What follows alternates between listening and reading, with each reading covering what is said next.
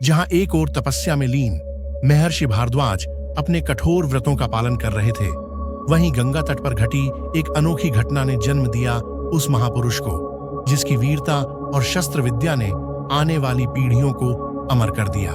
गंगा द्वार में भगवान भारद्वाज नाम के एक प्रसिद्ध महर्षि रहते थे।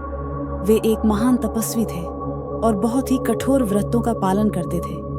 एक दिन उन्हें एक विशेष प्रकार का यज्ञ करना था।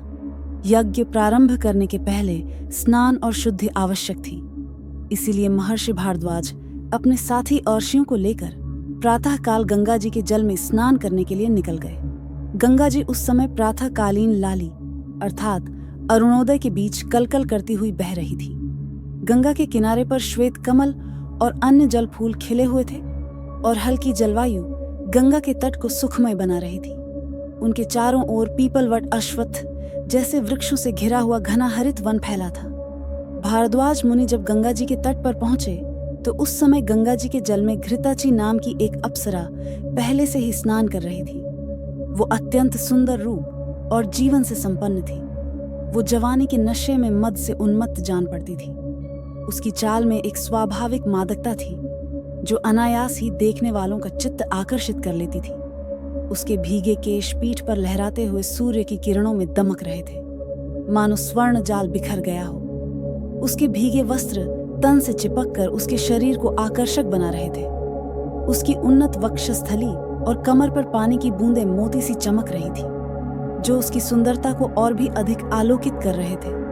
भारद्वाज मुनि की दृष्टि जब उस पर पड़ी तो वह स्नान करके नदी के तट पर खड़ी होकर अपने वस्त्र बदल रही थी।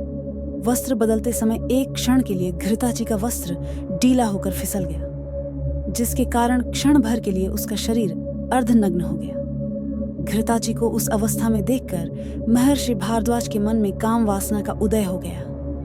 महर्षि भारद्वाज ने घृताची का कोई स्पर्श तक नहीं किया, फिर भी केवल उसे देखकर ही उनका वीर्य स्खलित हो गया। घोर तपस्वी होने के कारण भारद्वाज मुनि तुरंत अपने भीतर उठे, विकार को समझ गए और उस गिरे हुए वीर्य को एक कलश अर्थात द्रोण में एकत्रित कर लिया। उस कलश से एक अत्यंत तेजस्वी बालक का जन्म हुआ। द्रोण से पैदा होने के कारण वह द्रोण नाम से विख्यात हुआ। आगे चलकर यही द्रोण द्रोणाचार्य हो गए। भविष्य में द्रोणाचार्य कौरवों तथा पांडवों के गुरु बने और महाभारत के प्रमुख पात्रों में से एक हुए।